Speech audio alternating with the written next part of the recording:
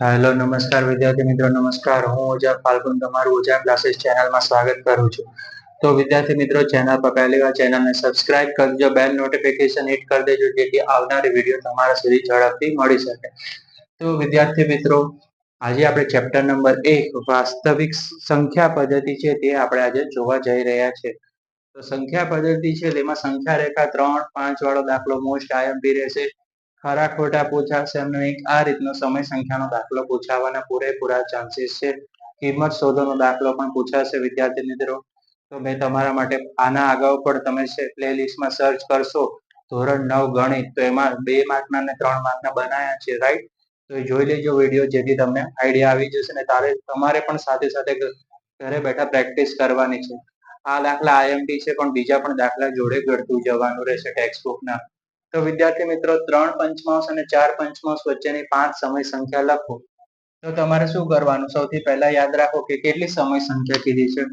5 કીધી છે, right? Right, 5 કીધી એટલે 5 સુધી જવાનું રહેશે.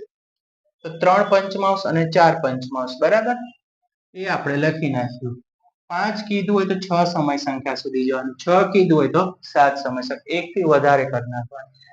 તો 3 6 કેટલા થશે? 18 અને 5 6 કેટલા થશે? 30. 18 ના છેદમાં 30 છે અને બીજી છે 4 પંચમાંશ. 4 પંચમાંશ એટલે કેવી રીતે કરવાનું? 4 6 5 કીધું તો 6, 4 6 24, 5 6 30 એટલે 24 ના છેદમાં 30. તો હવે તમારે 6 સમય સંખ્યા કીધી છે. 18 થી લઈને ક્યાં સુધી જવાનું? 24 ના છેદમાં 30 આવે ત્યાં સુધી તમારે વિદ્યાર્થી મિત્રો જવાનું. 18 ના છેદમાં 30, 19 ના છેદમાં 30, 20 ના છેદમાં 30, 21 ના છેદમાં 30, 22 ના છેદમાં 30, 23 ના છેદમાં 30 અને 24 ના છેદમાં 30, બરાબર? 18 થી 24 સુધી તમે ગયા. ક્યાંથી લખવાનું? અહીંથી તમારે નક્કી કરવાનું હોય છે કે કેટલી સંખ્યા જવાનું હોય છે. ગુણાકાર આવડે તો થઈ જશે કામ. પછી કીધું છે તમારે 5 સંખ્યા શોધવાની છે. તો 18 થી લઈને 24 સુધીમાં તમારે એ બંનેની વચ્ચે આવતી 5 સમય સંખ્યા લેવાની છે વિદ્યાર્થી મિત્રો. 18 અને 24 ની વચ્ચે આવતી કેટલી સમય સંખ્યા લેવાની? 5 છે. તો આપણે હવે 18 સિવાયની 5 સમય સંખ્યા લેવાની. 19 ના છેદમાં 30 1, 20 ના છેદમાં 30 2, 21 ના છેદમાં 30 અને ચોથી છે 22 ના છેદમાં 30 અને 23 ના છેદમાં 30. તો આ વિદ્યાર્થી મિત્રો મોસ્ટ આઈએમપી દાખલો હતો, સ્ક્રીનશોટ પાડી લેજો.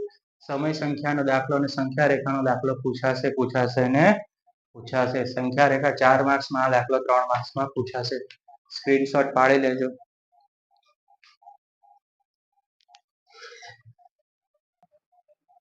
તો વિદ્યાર્થી મિત્રો, પહેલો પ્રશ્ન એવો છે કે દરેક કારણો ખરા ખોટાના કારણો આપવાના છે, રાઈટ? મોસ્ટ આઈએમપી છે, ખરા ખોટા પૂછાશે. કે દરેક પ્રાકૃતિક સંખ્યા પૂર્ણ સંખ્યા છે. તો આ વિધાન કેવું છે? સાચું છે. કારણ કે પ્રાકૃતિક સંખ્યા છે જે 1 2 3 4 એ પૂર્ણ સંખ્યામાં પણ સમાવેશ થાય છે. તો આ વિધાન કેવું છે વિદ્યાર્થી મિત્રો? સાચું છે અથવા ખરું છે, ગમે તે તમે લખી શકો છો. બીજું છે દરેક પૂર્ણાંક એ પૂર્ણ સંખ્યા છે. તો આ વિધાન કેવું છે? ખોટું છે, રાઈટ? ખોટું છે. કેમ? કે પૂર્ણાંક સંખ્યા છે જેમ કે 0 છે, રાઈટ? 1/2 છે, -2 છે. તો આ વિધાન કેવું છે? તેથી ખોટું છે, કારણ કે એવી સંખ્યા, ઋણ સંખ્યાઓ પણ પૂર્ણ સંખ્યા હોતી નથી, રાઈટ? લખી નાખવાનું કે દરેક પૂર્ણાંક એ પૂર્ણ સંખ્યા નથી, કારણ કે તેમાં -2 -3 જે ઋણ સંખ્યા હોય છે તેનો પણ સમાવેશ એ પ્રાકૃતિક સંખ્યામાં થાય છે, રાઈટ? જે ઋણ સંખ્યા છે 0, જેમ કે 2 છે, 1 છે, 5 છે, રાઈટ? આ બધી કેવી સંખ્યા છે? પ્રાકૃતિક સંખ્યામાં સમાવેશ થાય છે, રાઈટ? 0 પ્રાકૃતિક સંખ્યામાં સમાવેશ થાય છે, તેથી તે ખોટું છે. દરેક સમય સંખ્યા પૂર્ણ સંખ્યા છે. આ વિધાન પણ કેવું છે? ખોટું છે. કેમ? કે સમય સંખ્યા છે જેમ કે આપણે લઈએ કે 5/2 છે, 2/3 છે, પૂર્ણ સંખ્યા નથી, બરાબર ને? ઉદાહરણ તરીકે આપણે લઈએ 1/2, 2 પંચમાંશ, 2/4. તો આ કેવી છે? પૂર્ણ સંખ્યા નથી, રાઈટ? તેથી આ વિધાન કેવું છે? ખોટું છે, રાઈટ વિદ્યાર્થી મિત્રો? સ્ક્રીનશોટ પાડી લેજો, કારણ તમારે લખવાનું રહેશે. કારણ તમે તમારી રીતે પણ લખી શકો છો, તમને કન્સેપ્ટ ક્લિયર હોવા જરૂરી છે. ઓકે, સ્ક્રીનશોટ પાડી લો વિદ્યાર્થી મિત્રો ફટાફટ. આઈએમપી છે.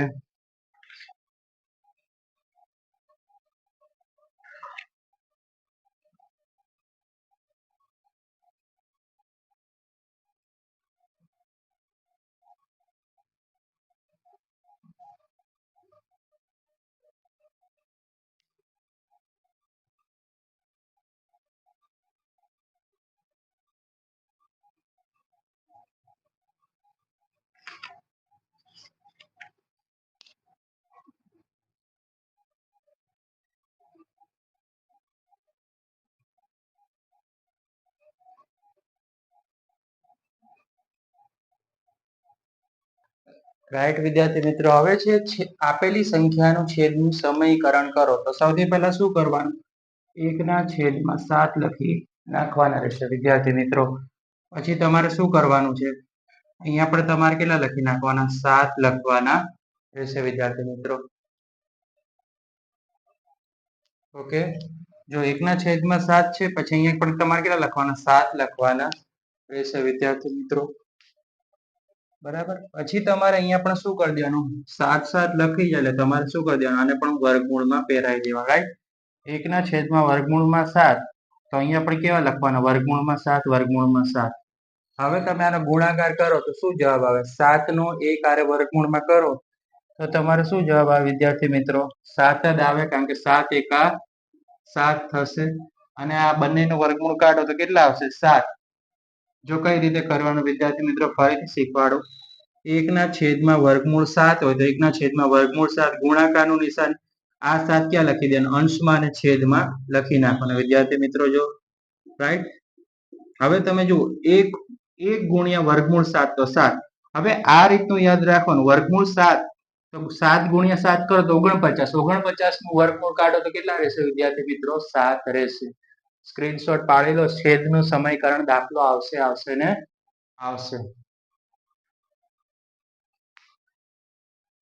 તો વિદ્યાર્થી મિત્રો, હવે છે તમારે કિંમત શોધો 125 ને 1/33 ઘાત. તો 125 છે એની ઘાત શું થાય? 5 ગુણ્યા 5 ગુણ્યા 5. તો 5 5 25, 25 તેરી 125. તો 5 ની 3 ઘાત ગુણ્યા કેટલા થઈ જશે? 1/33 થઈ જશે વિદ્યાર્થી મિત્રો. રાઈટ, 5 ની 3 ઘાત ગુણ્યા 1/33. 3 3 ઉડી જશે, માટે 5 ની 1 ઘાત બરાબર કેટલા થશે? 5 થશે વિદ્યાર્થી મિત્રો. સ્ક્રીનશોટ પાડી લેજો.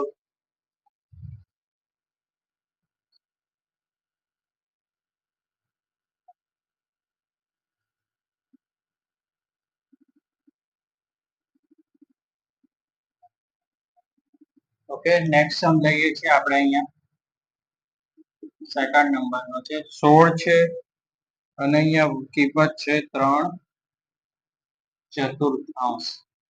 રાઈટ વિદ્યાર્થી મિત્રો, 16 છે, 3 ની 4 ઘાત છે. તો સૌથી પહેલા 16 છે, 2 દુ 4, 4 દુ 8, 8 દુ 16. તો 2 ની કેટલી ઘાત લખવાની? અહીંયા 4 લખી દેવું વિદ્યાર્થી મિત્રો. ઓકે, 2 ની 4 ઘાત ગુણ્યા 3/4. 2 ની 4 ઘાત ગુણ્યા 3/4. 4 4 ઉડી ગયો, 2 ની 3 ઘાત રહેશે વિદ્યાર્થી મિત્રો. ઓકે, તો 2 ની કેટલી ઘાત રહેશે? 3 ઘાત રહેશે. તો 2 ની 3 ઘાત એટલે વિદ્યાર્થી મિત્રો 2 એકા 2, 2 દુ 4, 4 દુ કેટલી થાય? 8. 2 ની 3 ઘાત એટલે કેટલા થઈ જાય વિદ્યાર્થી મિત્રો? 8 થઈ જશે. રાઈટ, ઓકે, સ્ક્રીનશોટ પાડી લેજો. મોસ્ટ આઈએમપી દાખલા છે વિદ્યાર્થી મિત્રો.